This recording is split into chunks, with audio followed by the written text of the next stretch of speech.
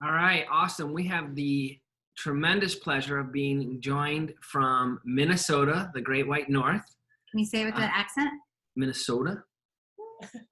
Not as good as theirs, but theirs is real. Right. So Tim and Mary Claire. So I guess Mary Claire has known Blair for longer, but we've known each other for about a year now. So it's exciting to see where we were, think back to where we were when we first started and first met and where we are now.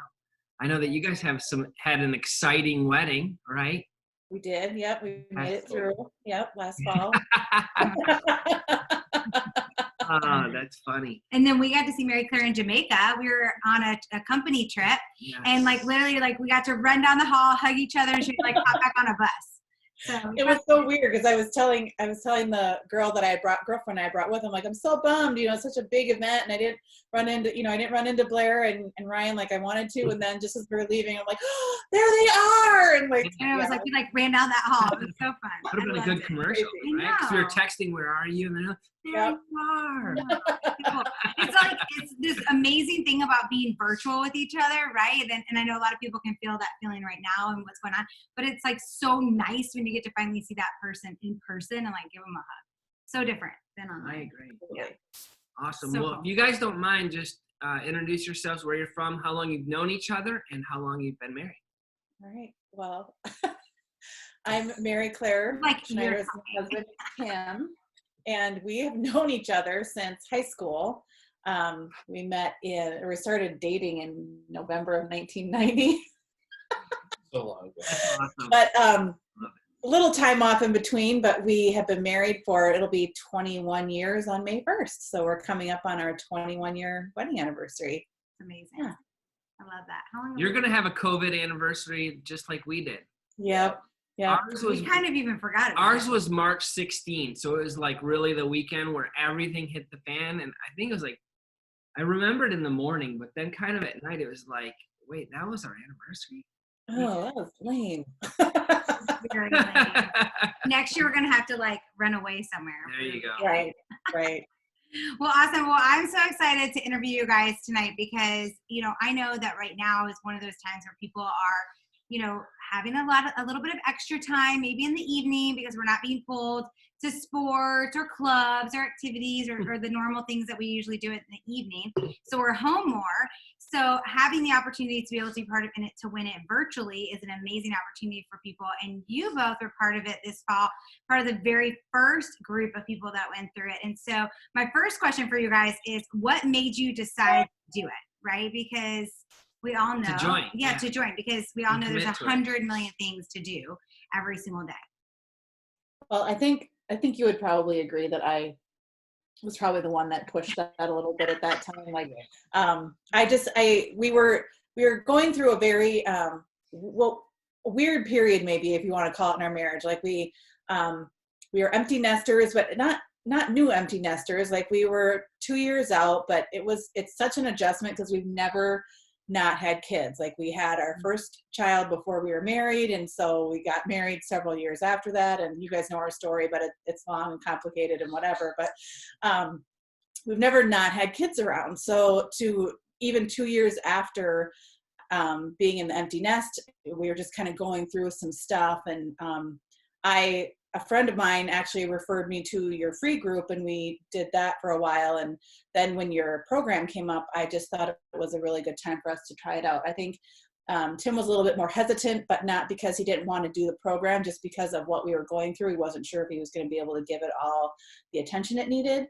But I think given what was going on, I think we still did a pretty good job going through. And I think it was beneficial for sure.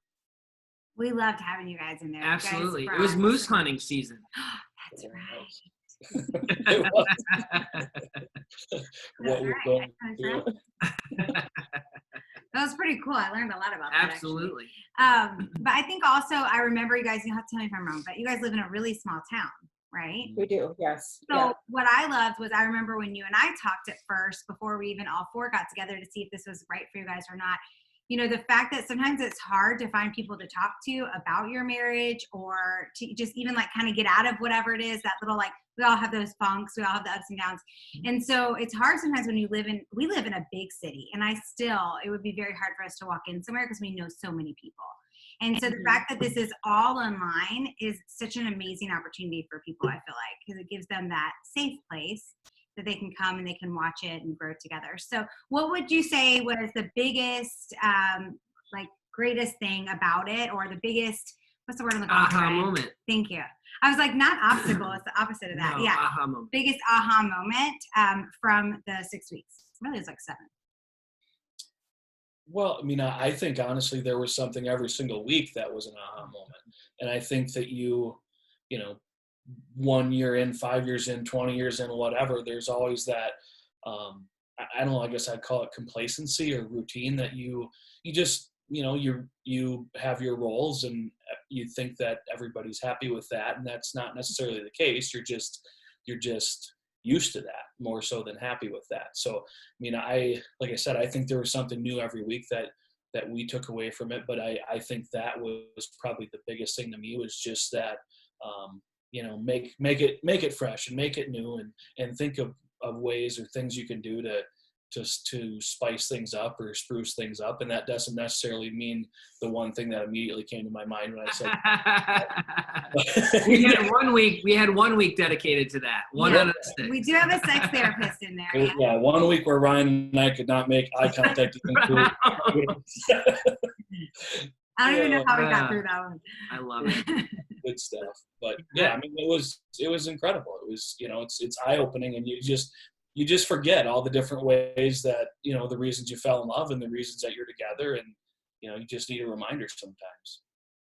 And I love what you said about complacency. It's not like you made a conscious choice like, hey, I'm just going to settle in and do my own thing. It was just kind of, over time, this period, you had just become complacent, kind of settled into your new role as empty nesters. So I will put you on the spot a little bit.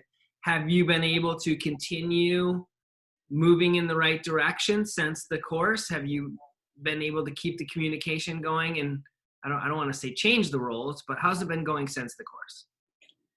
Yeah, I think so. And a lot of things changed here anyway, sort of with careers and different things that have changed over the last 6 months to a year.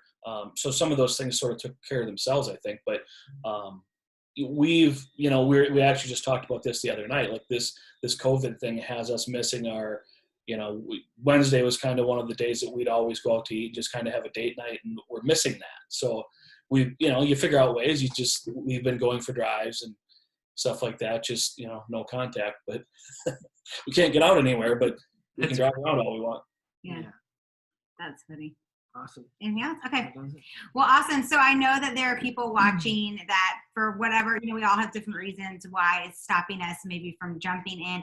But I think Mary Claire, you said something really awesome in the beginning. And so I really want to emphasize this.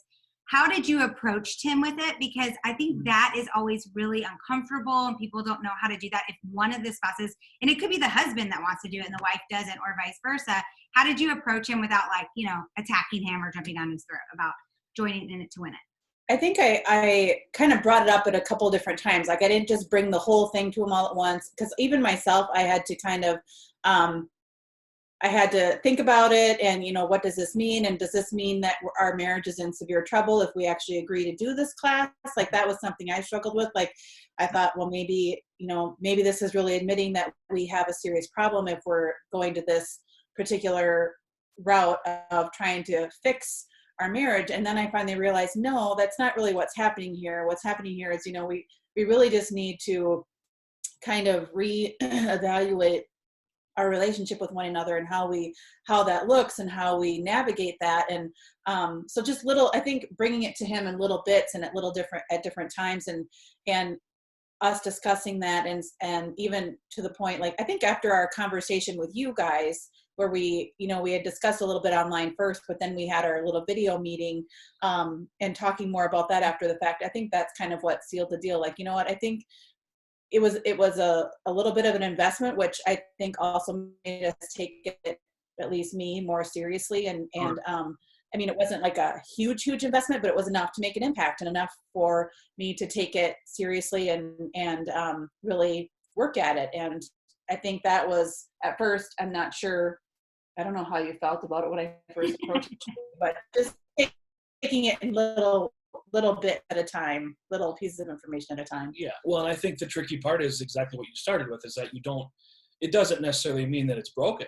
It just means there's always room for improvement. And even if, no matter what that is in your job or your, any walk of life, even hobbies, there's always places to learn and do better and enrich what you've got going.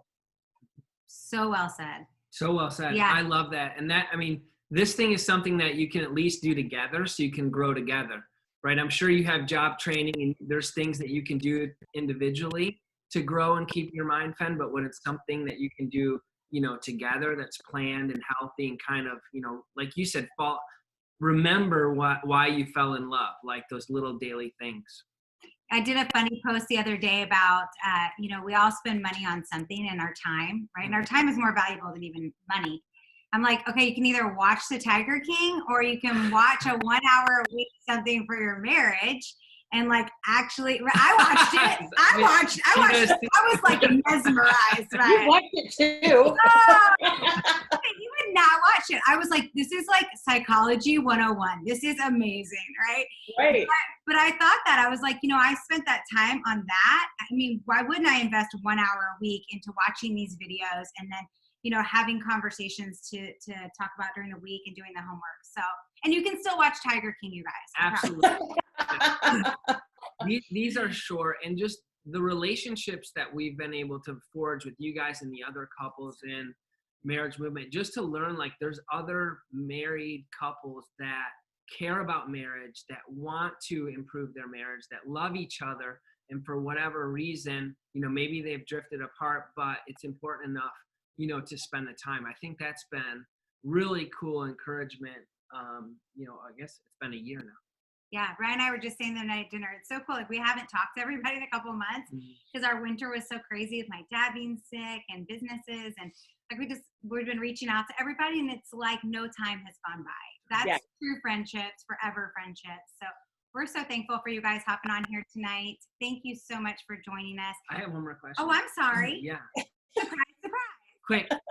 Tim, how did you receive it when Mary Claire was asking you about the course? Like from the other side of it, how did you receive it? Was there, any advice to, I guess, husbands or wives out there that are being asked or approached by the other spouse and asking them to participate in a marriage course?